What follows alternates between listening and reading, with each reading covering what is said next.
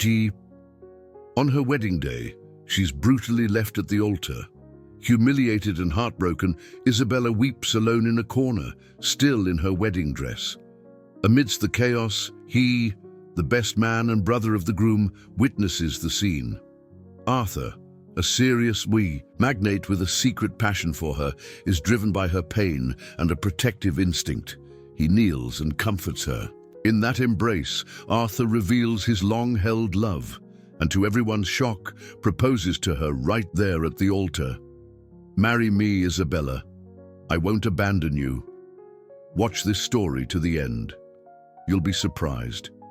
If you like love stories, romance, subscribe to this channel, leave your comment. We post videos like this every day.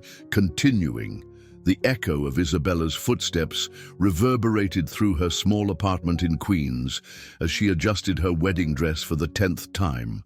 A dress that had cost her 3 months' salary as a public school teacher. The white fabric slipped between her trembling fingers, each embroidered pearl, a promise of happiness she had saved for, penny by penny, to realize. At 28, Isabella had learned that dreams were expensive, but worth every sacrifice. "You look beautiful, honey," her mother Maria murmured, adjusting the veil with hands roughened by her work in a laundromat. The 2-bedroom apartment housed 3 generations of the Silver family, but today it felt like a royal palace. Isabella had transformed every corner into an altar of hope. Across town, in the penthouse of a skyscraper in Manhattan, Arthur Montenegro adjusted the cuff of his Italian shirt while observing Central Park through the floor-to-ceiling windows.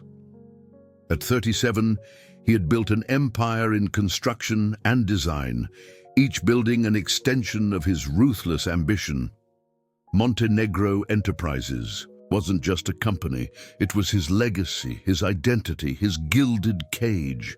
"Ready to be your brother's best man again?" asked Carlos, his assistant, organizing the documents for the morning meeting that Arthur had insisted on holding, even on the wedding day. Arthur didn't answer, his dark eyes fixed on the framed photo on the mahogany desk. Raphael, 5 years younger, embracing Isabella at their engagement party 6 months ago. Her radiant smile had etched itself into Arthur's memory like a branding iron. It was the first time he'd seen his brother genuinely happy, and that should have been a cause for joy. It should have. "Mr. Montenegro," Carlos insisted. "Cancel the meeting," Arthur murmured, turning away from the photo. "Today's a wedding day." At St. Patrick's Cathedral in Midtown, the altar was adorned with arrangements of white roses and lilies, every detail meticulously planned by Isabella over the past 8 months. She had chosen this church not for its status, but because it was where her parents had married 30 years ago. Tradition had always been more important than ostentation to her. The guests began to arrive.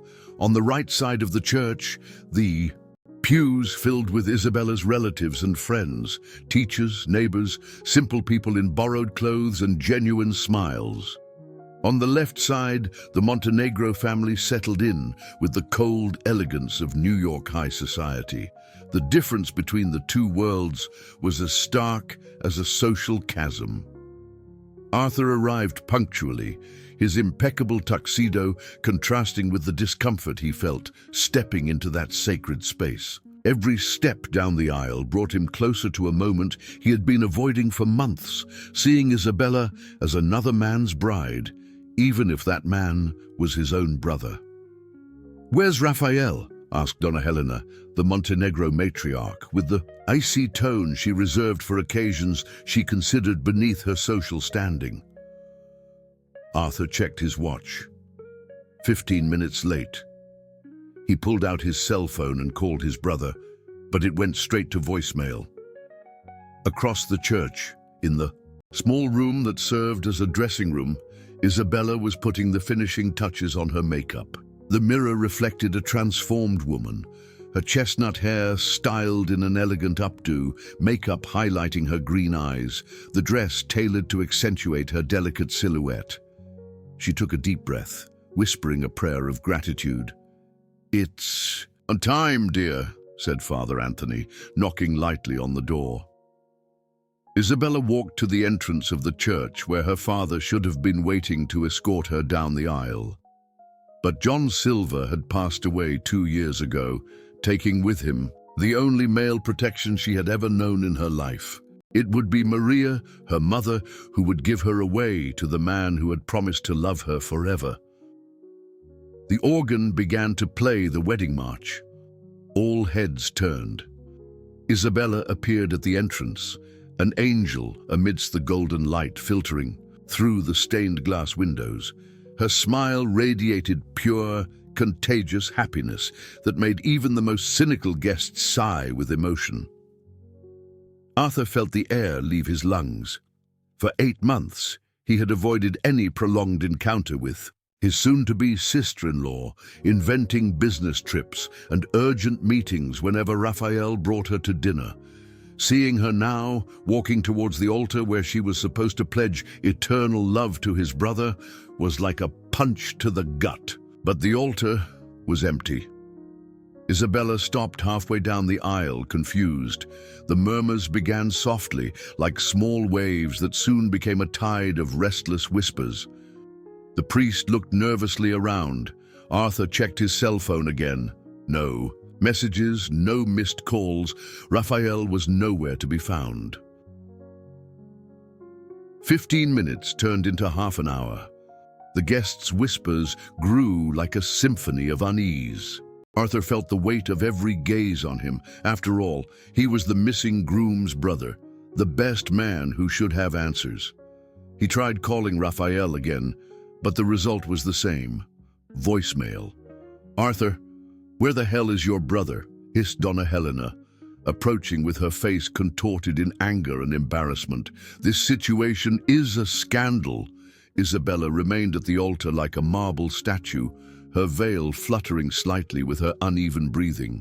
Her green eyes scanned the church, searching for any sign of Raphael, but finding only curious and pitying faces.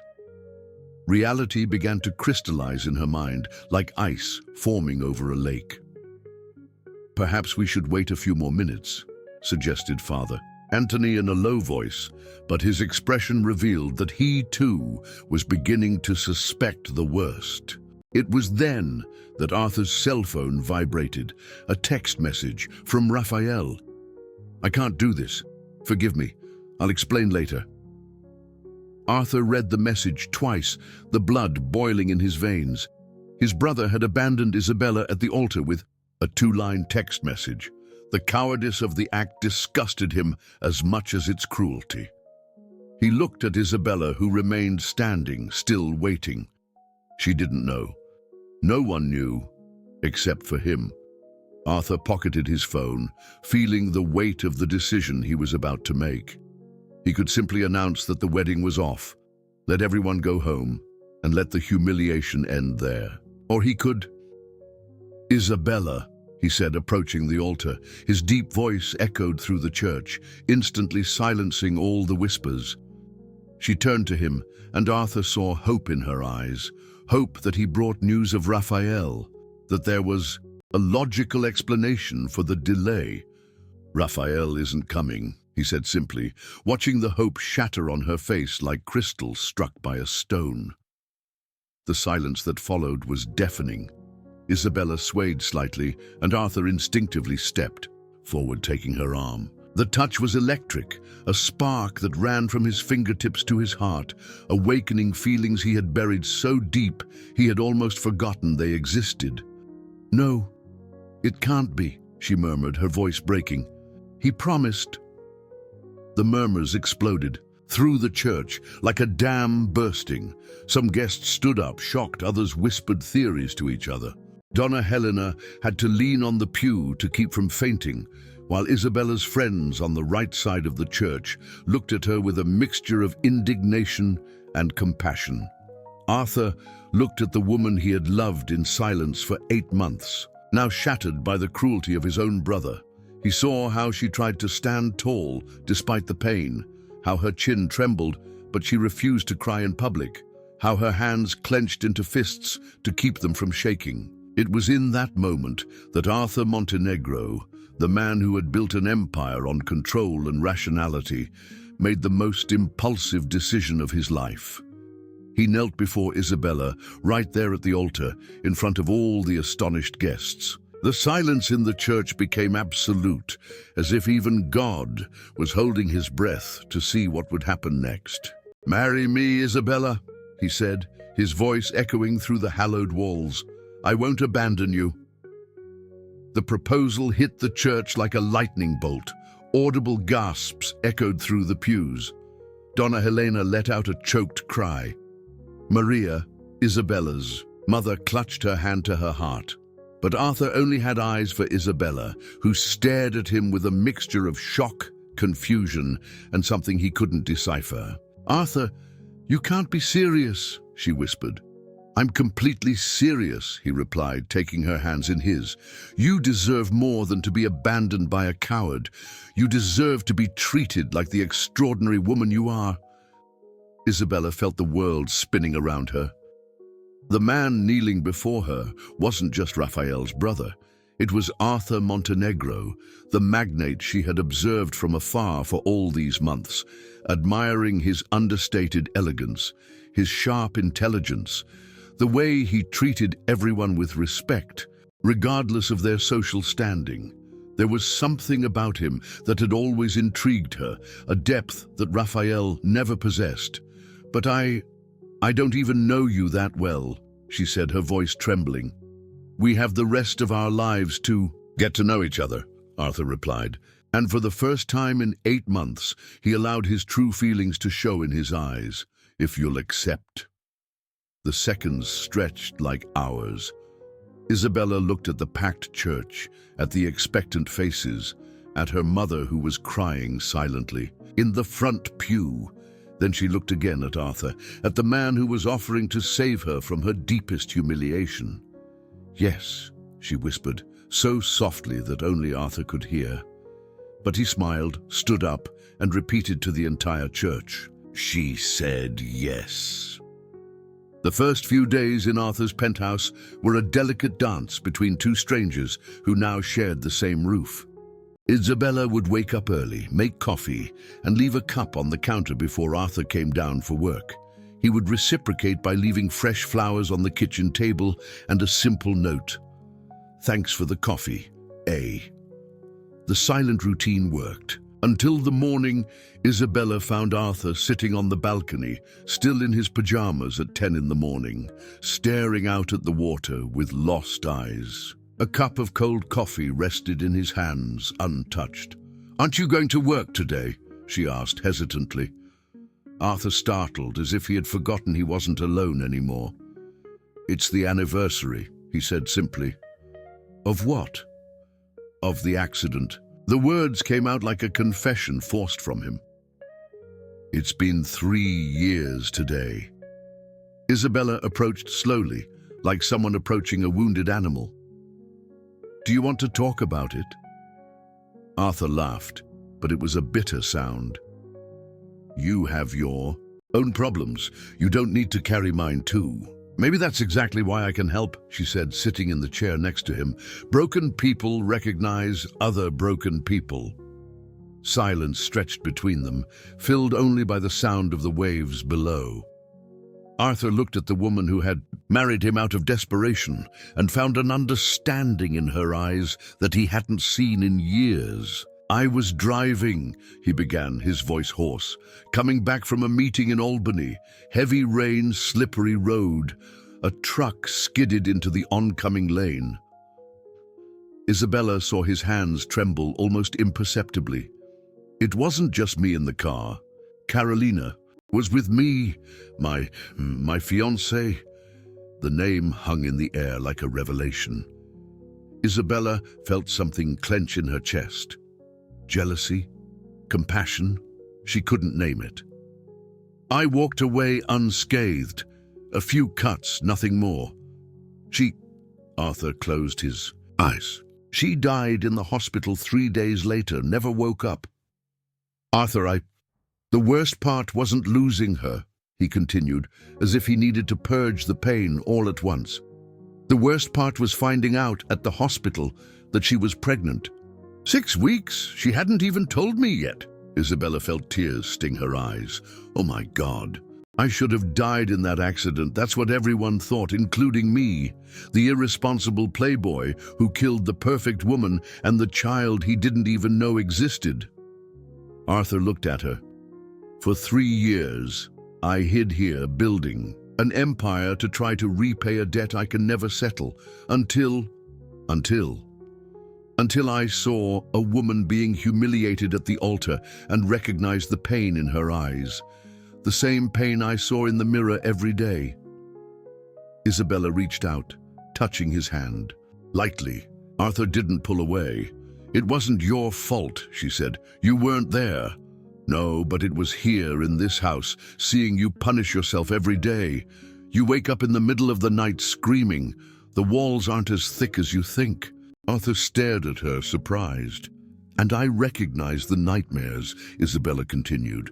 Because I have my own. About Raphael? About my father. Her voice became distant. He died when I was 16. Massive heart attack. But that's not what scarred me. Arthur turned to her completely, giving her his full attention. It's what he said before he died. In the hospital, when he thought I couldn't hear, he told my mother he feared I'd never be loved by anyone. That I was too ordinary, invisible. Isabella. I spent 12 years trying to prove him wrong, studying, working, being the perfect daughter, the perfect girlfriend, the perfect fiancée. But deep down, I always knew he was right. That's why I wasn't surprised when Raphael ran. I was hurt, humiliated, but not surprised. Arthur felt a fierce anger rise in his chest. Your father was completely wrong. Was he? Isabella, in the last 2 weeks, you've transformed this house, not just by tidying things up or preparing food. You've brought life to a place that was dead for 3 years. I was dead for 3 years. They looked at each other, and for the first time since the impromptu wedding, they really saw each other. Not as strangers bound by desperate circumstances, but as two people who had found in each other something they didn't know they were looking for. We are not what happened to us, Arthur said, the words coming out as a revelation for both of them. Then what are we? Arthur leaned forward, his fingers touching Isabella's face delicately. Maybe we are what we choose to be from now on. The kiss was inevitable, soft as a promise and urgent as a long repressed need. When they broke apart, they both knew they had crossed a line from which they could no longer return. It was then that the intercom buzzed, shattering the moment like crystal breaking. Arthur answered reluctantly. Mr. Montenegro? There's a Raphael Montenegro down here. He says he's your brother and needs to speak to you urgently. Arthur and Isabella exchanged glances. The past had returned to collect its debt. Arthur went down to the lobby with his heart pounding in his chest. Raphael was leaning against the marble wall, wearing rumpled jeans and a t-shirt that clearly hadn't been changed in days. His disheveled hair and unshaven beard contrasted sharply with the elegant man who had disappeared 3 weeks ago. Arthur, I need to explain. 3 weeks, Raphael. 3 weeks without a word. Arthur's voice was dangerously low. You abandoned an innocent woman at the altar and disappeared like a coward. I know it looks terrible, but you don't understand the situation. Then explain it to me. Now. Raphael looked around nervously, as if he expected someone might be listening. Not here. Can I come up? Arthur hesitated. Isabella was upstairs, and the last thing he wanted was to expose her to the pain of seeing the man who had destroyed her. But he needed answers. 5 minutes, he said dryly. In the elevator, the silence was deafening. When the doors opened, in the penthouse, Raphael stopped abruptly. Isabella was in the living room, organizing some books on the bookshelf. She turned at the sound of the voices and paled instantly. Isabella, Raphael took a step towards her, but Arthur blocked his path. "You don't get near her," Arthur hissed. "Say what you came to say and get out."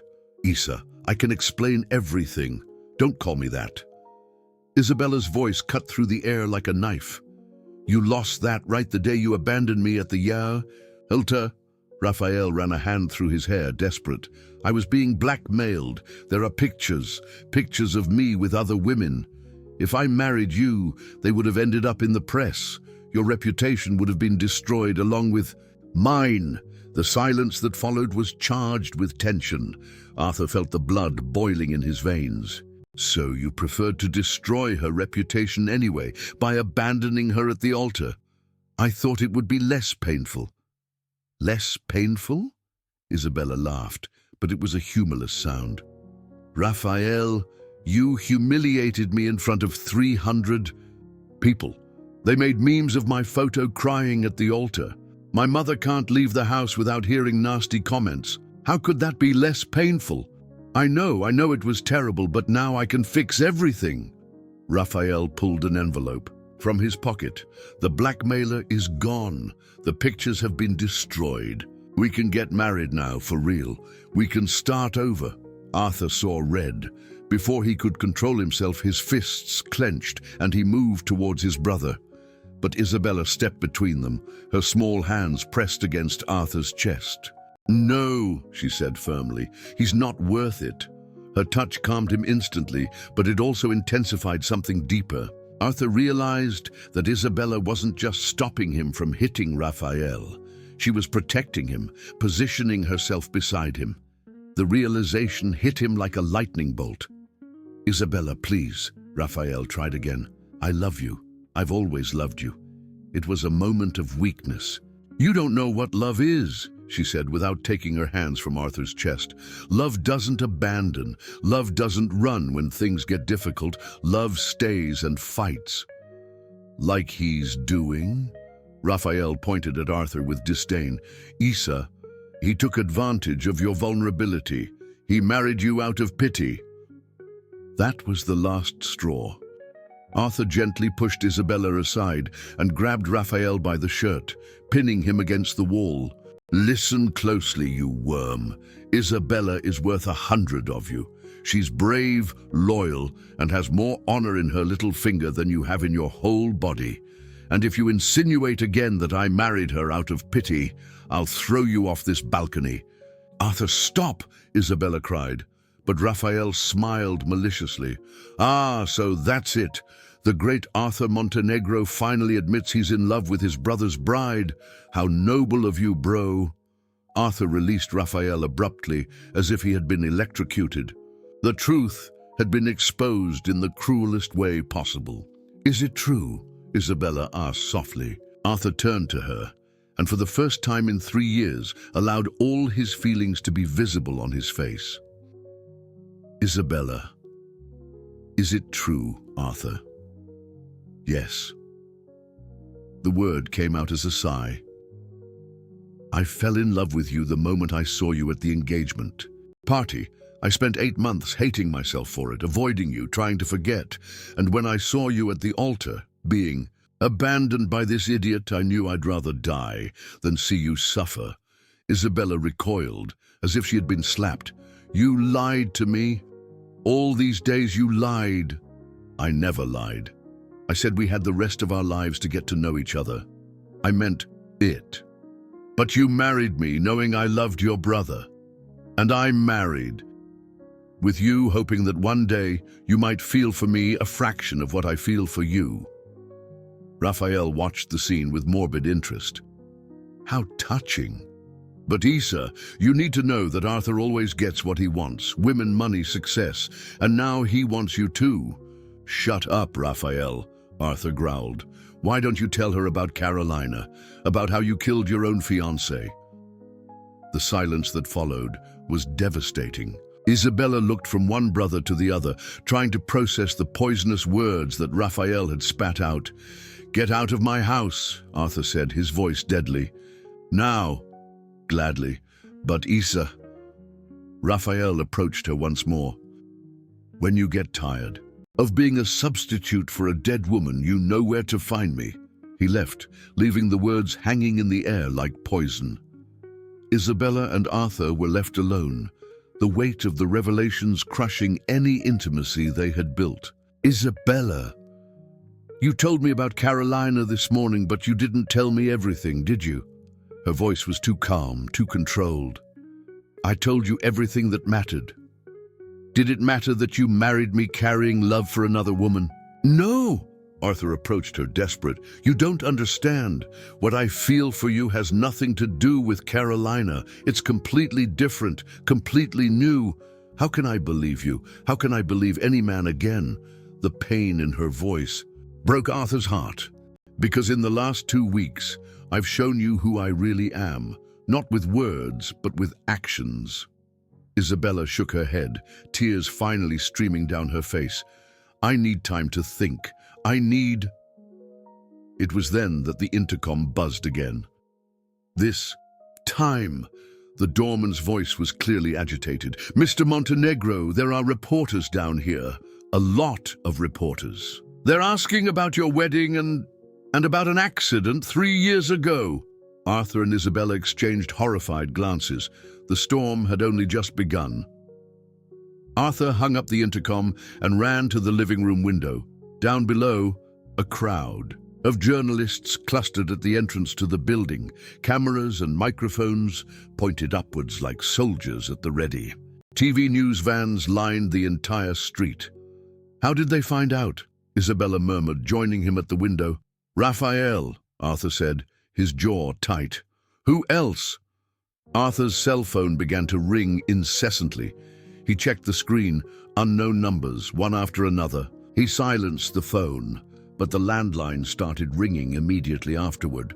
"Mr. Montenegro!" The voice of Carlos, his assistant, echoed through the internal intercom. "I've been trying to reach you for 15 minutes. The entire press is after you. The Gossip and Business website just published an article."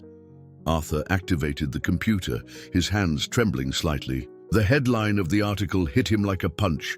"Magnate Arthur Montenegro marries bride abandoned by his own brother. Wedding of pity or calculated ploy." The article was devastating. Photos of the impromptu wedding, images of Isabella crying.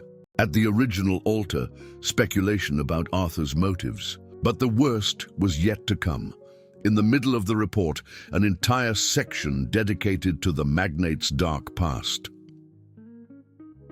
3 years ago, Arthur Montenegro caused the accident that killed his pregnant fiancée, Carolina Mendez, heiress to one of the largest fortunes in New York. Sources close to the family revealed that Montenegro never recovered from the guilt and has now married Isabella Silva as a form of redemption for the crime he committed. "It wasn't a crime," whispered Isabella, reading over his shoulder. "To them it doesn't matter," Arthur said bitterly. "A good story is all that matters." The landline rang again. Arthur answered reluctantly. "Hello? Arthur Montenegro?" The female voice was sweet, but there was something predatory in it. "This is Denise Carvalho from the City in Focus program. I'd like to give you the opportunity to clarify the facts about your marriage to Ms. Silva." "No comment," Arthur said dryly. "I understand your position, but I need to inform you that we have some additional information that will be released tomorrow. It would be better for everyone if we could talk beforehand." "What information?" "Ah, so you're interested. How about we meet, say, at the Four Seasons restaurant at 8 o'clock tonight?" Arthur hung up the phone abruptly. Isabella watched him with growing concern. "What do they have?" she asked. "I don't know, but whatever it is, it can't be good." Isabella's cell phone rang. It was her mother, Maria, and she was clearly in a panic. "Honey, where are you? There are reporters at our door. They're asking about you and this rich man. Isabella, what's going on?" "Mom, I can explain. The neighbors are saying horrible things. That you married for money, that you're an opportunist. Isabella, come home. Leave this madness and come home." Isabella closed her eyes, feeling the weight of the world crashing down on her shoulders. "Mum, I can't now."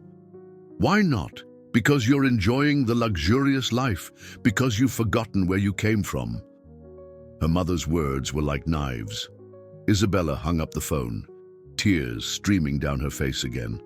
Arthur instinctively embraced her, but she pulled away. "No, this will only make things worse." "Isabella, we'll get through this." "We." She stared at him. "Arthur, look at this mess. My family is being hounded by reporters. My mother thinks I'm a gold digger. The press is digging up your past and inventing crimes. How are we going to get through this?" Before Arthur could answer, the intercom buzzed again. It was Carlos. "Mr. Montenegro, I need to come up urgently. It's about Montenegro Enterprises." 5 minutes later, Carlos was in the living room, his habitually calm face replaced by an expression of barely contained panic. "Sir, 3 clients cancelled contracts this morning. The bank is re-evaluating the loans for the Brooklyn project and—" He hesitated, looking at Isabella. "Speak," Arthur ordered. "Your father called. He's coming here." Arthur paled. "My father?" "He said the Montenegro family will not be publicly shamed and that he intends to resolve the situation personally." The silence that followed was charged with tension. Isabella knew Joaquim Montenegro only by sight, but his reputation was legendary, a ruthless patriarch who controlled the family with an iron fist. "How much time do we have?" Arthur asked. "An hour, maybe 2. Arthur turned to Isabella. "I need you to listen to me carefully. My father will try to separate us. He will offer money, he will threaten, he will do anything to protect the family name." "What if he's right?" Isabella said softly. "What if we really are a mistake? Do you believe that?" Isabella stared at him for a long moment. In the past few weeks, she had seen Arthur at his most vulnerable. She had witnessed his kindness, his pain, his genuine love. But now, with all the external pressure, the doubts were returning like ghosts. "I don't know what to believe anymore," she admitted. Arthur's cell phone vibrated, a new message from an unknown number. "Mr. Montenegro, the photos we have are very interesting. Your wife embracing you after the revelation about Carolina, you kissing on the balcony this morning. The marriage of convenience narrative quickly crumbles when you realize there are real feelings involved, don't you think? Meet us tonight at 8 p.m. at the Four Seasons. Come alone." The signature was simply, "A friend." Arthur showed the message to Isabella, who paled. "They've been watching us," she whispered. "They photographed our private moments. And they're going to use those photos to prove that our marriage wasn't for convenience, but for love." Arthur laughed bitterly. "Ironic, isn't it? Now even our true feelings have become a weapon against us." Carlos cleared his throat delicately. "Sir, there's one more thing. Rafael Montenegro gave an interview to NBC. It's going to air on the 6 o'clock news." Arthur clenched his fists. "What did he say?" "That you've always been in love with Isabella and that you orchestrated everything to be with her. That you took advantage of her vulnerability to manipulate her into marrying you." Isabella sat heavily on the sofa, burying her face in her hands. "It's over, isn't it? Our reputation, your company, my family, everything is over." Arthur knelt before her, forcing her to look him in the eyes. "Isabella, listen to me carefully. No matter what happens in the next few hours, you need to know that nothing I feel for you is a lie. Nothing we've built here is false. But the world will never believe that." "Then to hell with the world," Arthur said fiercely. "The only opinion that matters to me is yours." Isabella looked into his eyes and for a moment saw in them all the truth he had hidden for so long. But then the intercom buzzed again, announcing the arrival of Joaquim Montenegro, and she knew that her moment of decision had arrived. The trial by fire was about to begin. Joaquim Montenegro entered the penthouse like a contained storm. At 65, still imposing in his tailored suit, he carried an authority that made the entire room shrink. His cold eyes scanned the room, cataloguing every detail before landing on Isabella with barely disguised disdain. "So this is the wife," he said, the word laden with contempt. Arthur immediately positioned himself in front of Isabella. "Dad, Isabella is my wife, and she deserves respect." "Respect?" Joaquim laughed dryly. "Arthur, you've turned our family into the biggest scandal in New York. Montenegro Enterprises shares have fallen 15% since this morning. Our partners are questioning your sanity." "Business has always been your only concern," Arthur retorted, "and it always should have been yours too." Joaquim opened a leather folder, taking out newspaper clippings and website printouts.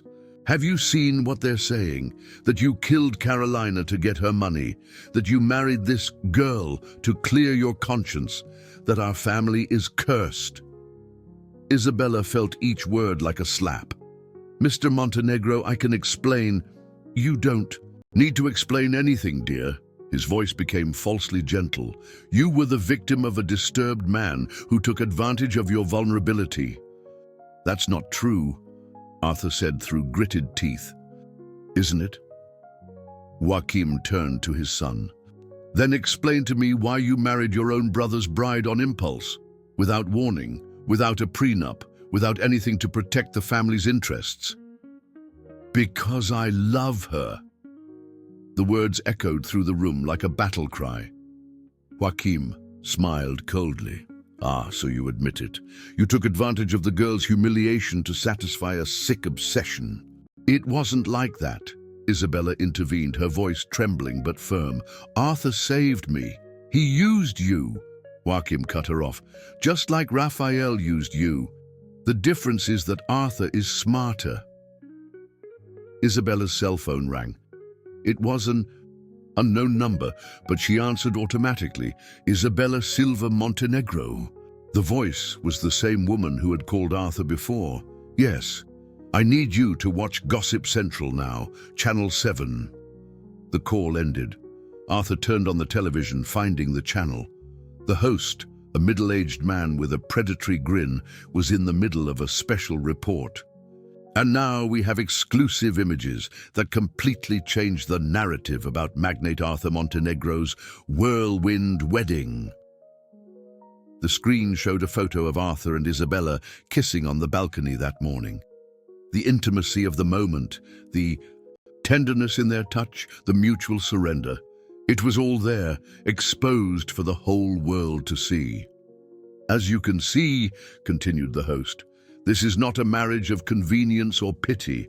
There are clearly passion and deep feelings involved." More photos followed. Arthur consoling Isabella, them talking on the balcony, stolen moments that had been captured by voyeuristic lenses.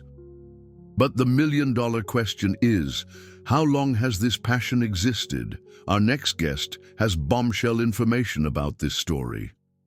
The camera focused on Raphael, impeccably dressed, sitting comfortably on the studio couch. "My brother has always been in love with Isabella," said Raphael with disturbing naturalness. "Throughout our entire courtship, he looked at her in a specific way. I even questioned him a few times, but he denied it." "And you believe that he planned everything?" asked the host. "I don't believe it. I know it." Raphael smiled maliciously at the camera. "Arthur has always gotten everything he wanted in life. When he saw that I was going to marry the woman he desired, he created a situation to push me away." "What situation?" "The compromising photos I received, the threats. It all came from someone very close. Someone who knew exactly how to manipulate me." Isabella felt the world crashing down around her. "Arthur, he's saying that you—" "No," Arthur said desperately. "Isabella, you can't believe this." But Raphael continued on television. "My brother orchestrated my disappearance so he could heroically save Isabella. It's the perfect con. He gets the woman he always wanted and still comes out as the hero of the story. Son of a bitch. Arthur moved towards the TV, but Joachim stopped him. Control yourself. You've done enough damage already. On the screen, the host asked the final question. And did Ms. Silva know about this? Isabella is innocent, said Raphael with false magnanimity. She was manipulated by a man obsessed who wouldn't measure consequences to get what he wanted. Isabella looked at Arthur, her eyes filled with tears and confusion. The photos. Someone knew about our conversation this morning about the... Yes. Isabella, I swear on everything that's sacred I didn't. Who else could have known, she cried. Who else would benefit from all this? Anyone. Raphael, my father, the blackmailers. Enough. Joachim slammed his fist on the table. Arthur, this ends now. You will annul this marriage today. Never. Joachim turned to Isabella. My dear, you seem like an intelligent young woman. Don't let my son's sick obsession destroy your life too. He took an envelope from his jacket. Here is a check for $2 million. It's all you need to start over anywhere in the world, far from this madness. Isabella looked at the check, then at Arthur, then at the images on the television that still showed their most intimate moments exposed to the world. 2 million, repeated Joachim. For a discreet annulment. You signed some papers, we claim the marriage was an emotional mistake, and we all go on with our lives. Isabella, don't listen to him, Arthur pleaded. We can get through this together. Together?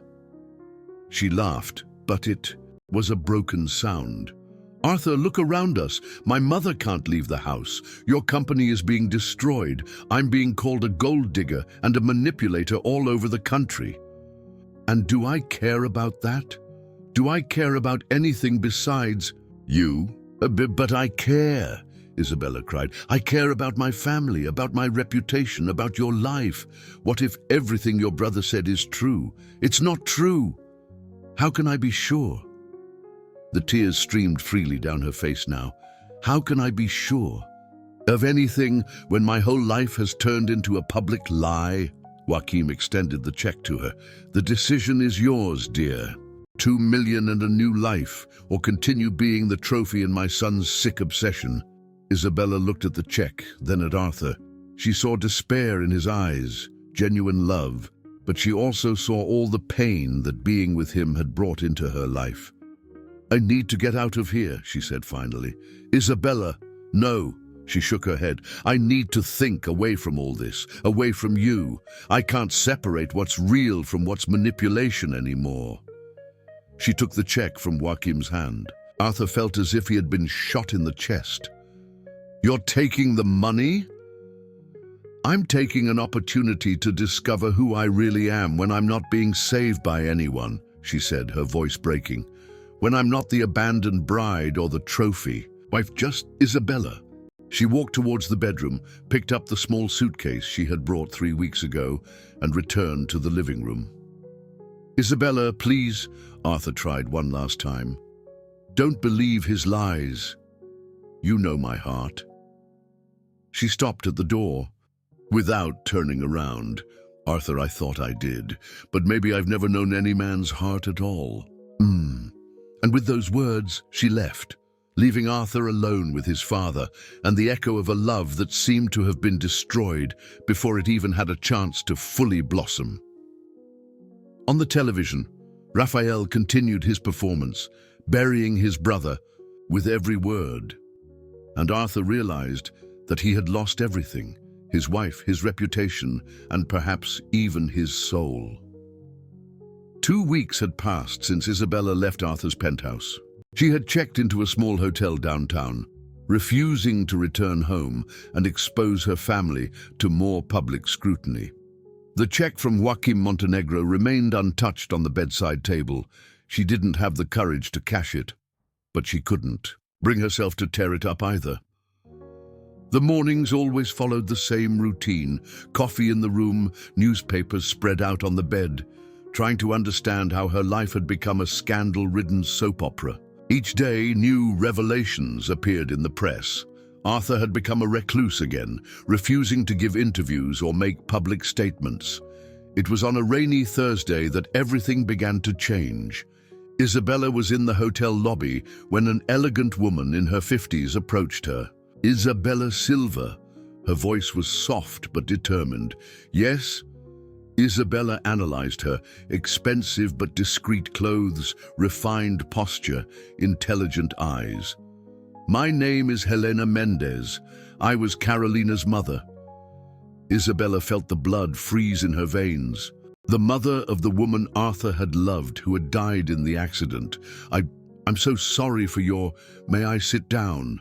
Helena didn't wait for an answer, settling into the armchair next to Isabella. I need to talk to you about Arthur Montenegro. Ms. Mendez, I don't think that... Dear, I watched this whole circus in the media. I saw what they're saying about my daughter, about Arthur, about you. Helena opened her purse, taking out a folder. And I can't stay silent anymore. Isabella hesitated, but something in the woman's demeanor intrigued her.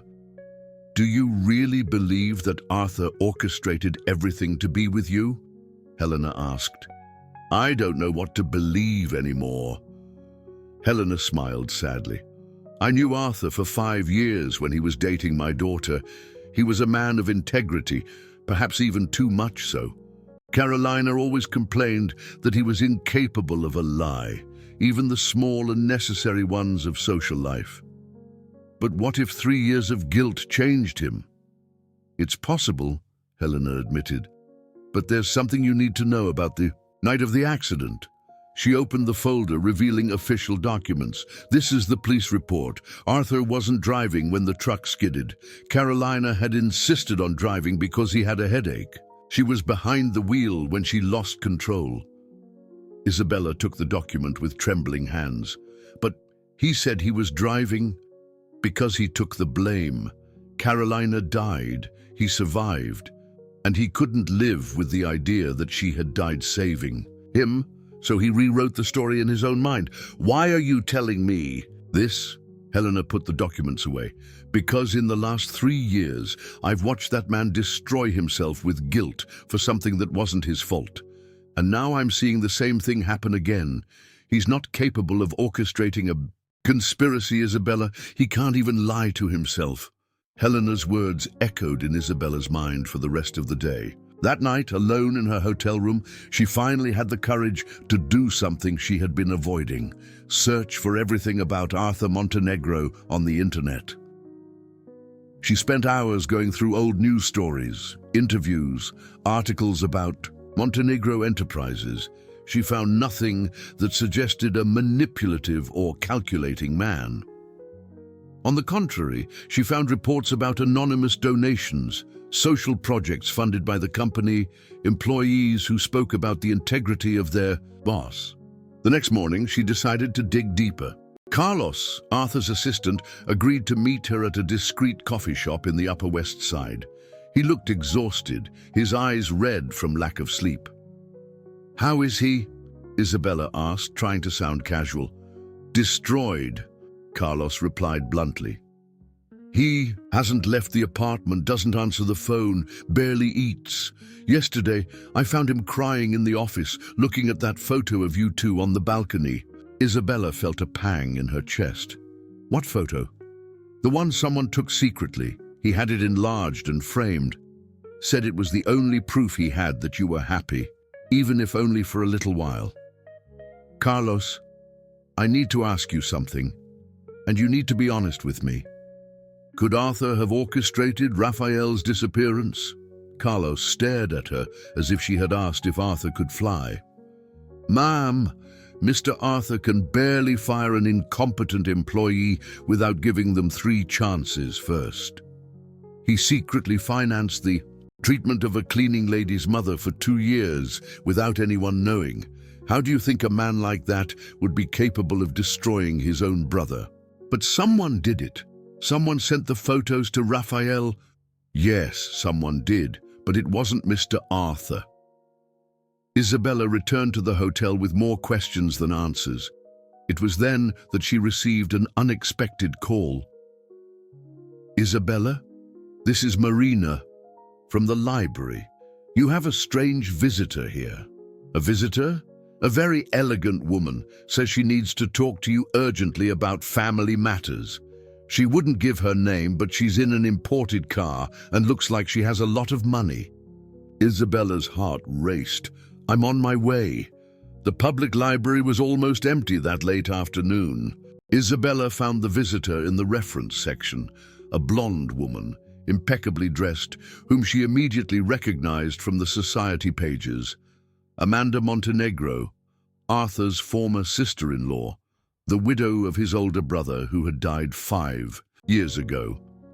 Isabella, finally, said Amanda, standing up. I need to talk to you. Miss Montenegro, call me Amanda. After all, we're technically sisters-in-law. The smile was as cold as ice. Sit down, dear. We have a lot to talk about. Isabella sat down cautiously. Amanda opened a Hermes bag, taking out an envelope. You must be wondering who sent those compromising photos to Raphael, aren't you? Isabella's blood ran cold. You? I did, said Amanda without any embarrassment, and it was the best investment I've ever made. Why? Why would you do that? Amanda laughed, a humorless sound. Dear, when my husband died, I expected to inherit control of Montenegro Enterprises. After all, I was the widow of the rightful heir, but Joachim double-crossed me, leaving everything in Arthur's hands. That doesn't explain why I destroyed Raphael and you. Oh, but it does. Amanda leaned forward. Arthur was vulnerable after Carolina's death, controllable. But in recent months, he started to recover. He started making plans, thinking about the future, and worst of all, he started falling in love with you. Isabella felt nausea rising in her throat. A happy, in-love Arthur would be too strong to manipulate. So I made sure that didn't happen. You destroyed 2 families for greed, for power, Amanda corrected. And it worked perfectly. Arthur is destroyed again. Raphael has been disinherited by his father, and soon Joachim will realize that he needs someone trustworthy to manage the company, someone who knows all the family secrets. Amanda stood up, smoothing her skirt. Oh, and dear, those photos of you kissing, I took them. I have an apartment right across from Arthur's. The view is revealing. You're sick. I'm smart. And you were the perfect pawn in my game. Amanda started to walk away, but stopped. Oh, one last thing. Raphael never received compromising photos. I just told him that. I showed him some pictures of you with Arthur that I took during the engagement. You talking, exchanging glances. I convinced your ex-fiancé that his brother was in love with you and that it would be humiliating to marry, knowing that. Isabella stood up, her legs trembling. You lied to him, made him think that Arthur... I planted the seed of paranoia. Raphael did the rest himself. Men are so predictable when it comes to wounded pride. Amanda headed towards the exit, but Isabella grabbed her arm. I'm going to tell all of this to Arthur, to Joachim. Are you really? Amanda smiled maliciously. And who's going to believe you? The woman who accepted $2 million to abandon her husband. Honey, you have no proof of anything. It's my word against yours. I'll find proof. Good luck with that. Amanda delicately freed herself. Oh, and Isabella, if I were you, I wouldn't. Wait too long. Arthur is quite fragile lately. It would be a shame if something happened to him. The veiled threat lingered in the air as Amanda left, leaving Isabella alone among the bookshelves with the devastating weight of the truth crushing her shoulders. Arthur was innocent. He had always been innocent, and she had exactly 48 hours before Amanda Montenegro consolidated her plan for final destruction. Isabella ran out of the library, her heart pounding. Amanda had 48 hours head start, and every minute lost could be fatal for Arthur and for any chance of a future they might still have together. She needed proof, something concrete that would definitively unmask Amanda Montenegro. Her first stop was Arthur's building. The doorman recognized her immediately. "Ms. Isabella, Mr. Arthur will be so happy to see you." "No, please don't. Tell him I was here, but I need some information. Are there security cameras in the building's exterior areas?" "Yes, ma'am.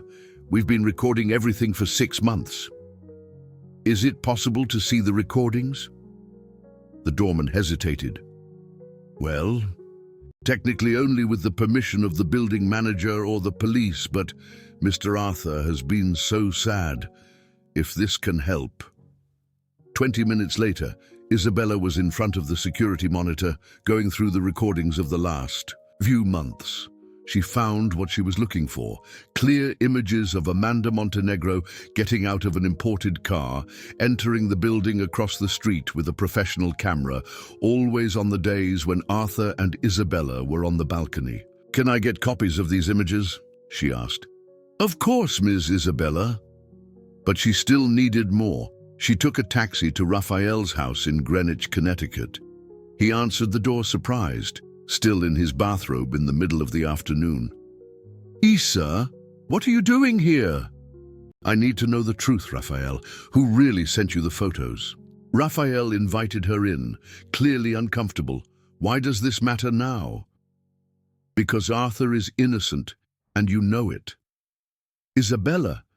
"Raphael, look me in the eye and tell me, did you really receive compromising photos of yourself with other women?" His silence was telling. "You didn't, did you? It was Amanda who approached you, showed you pictures of me with Arthur, and planted the idea that he was in love with me."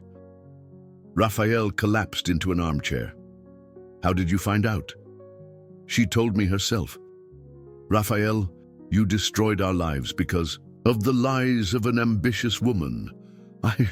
I was so jealous when she showed you talking, laughing together. It seemed so obvious that Arthur was interested in you." "So what? He never did anything, never said anything. You abandoned me at the altar because of paranoia."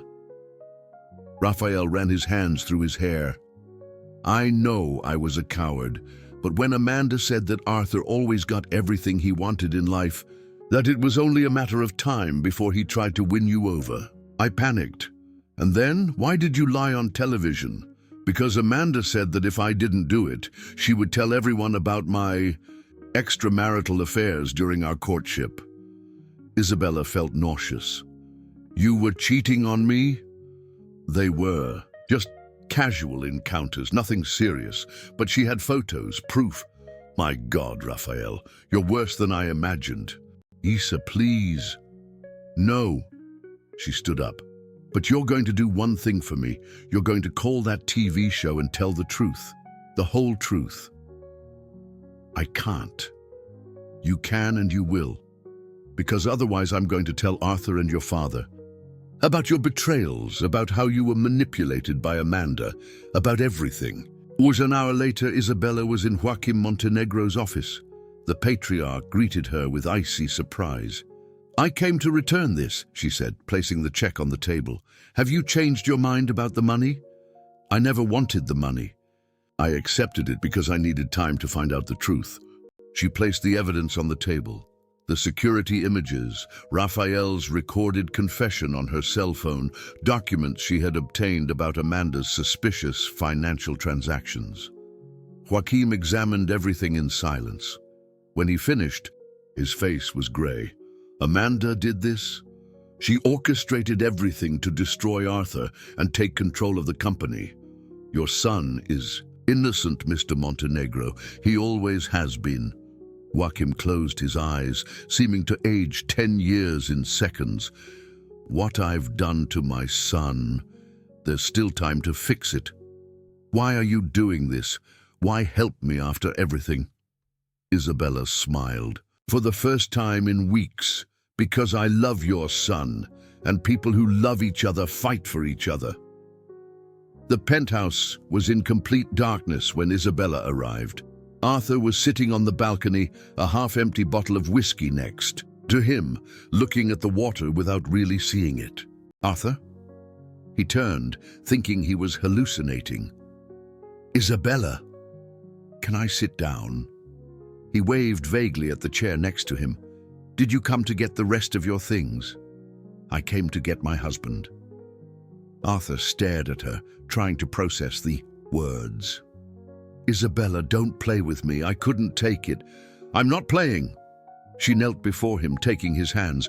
"I know everything, Arthur, about Amanda, about the lies, about how you were framed." "How?" "It doesn't matter how. What matters is that in an hour, Raphael is going to appear on television telling the truth. Amanda is going to be exposed, and the whole world is going to know that Arthur Montenegro is the most honest man I've ever met." Arthur pulled her into his arms, burying his face in her hair. "I thought I had lost you forever." "Never," she murmured against his chest. "I just needed to find my way back home." "And where is home?" Isabella pulled back just enough to look him in the eyes. "Wherever you are. It's always been that way. I just took a while to realize it." The kiss that followed was different from all the others, not born of pain or need, but of choice, of the absolute certainty that these two people had been made for each other, and that neither lies, nor scandals, nor the cruelty of the world could separate them again. When they broke apart, Arthur smiled, the first real smile that Isabella had seen on him since their wedding day. "So, Mrs. Montenegro," he said, "ready to face the whole world by my side?" "Ready," she replied. "But this time, the world is going to have to get used to the truth, that sometimes love arrives in the most unexpected way, in the most difficult moments, and that when it's true, nothing can destroy it." 6 months later, Arthur and Isabella renewed their vows in an intimate ceremony at the same church where it had all begun. This time, there was no drama, no scandal, just two people who had found in each other the strength to overcome any storm. Amanda Montenegro served time for blackmail and defamation. Raphael, after his public confession, had moved abroad, trying to rebuild his life away from the rubble he had created. And Joaquim Montenegro, humbled by the true love he had almost destroyed, gave his daughter-in-law the blessing she had always deserved. On the morning after the vow renewal, Isabella woke up in Arthur's arms, the golden sun of New York bathing their faces through the balcony window. For the first time in their lives, both knew with absolute certainty where they belonged. "No regrets?" Arthur asked, playing with a strand of her hair. "None," Isabella replied, sealing the answer with a kiss that promised a lifetime of mornings. Like this, because some love stories need to be tested by fire before they shine with all their strength, and theirs had survived the most difficult test of all, the truth itself.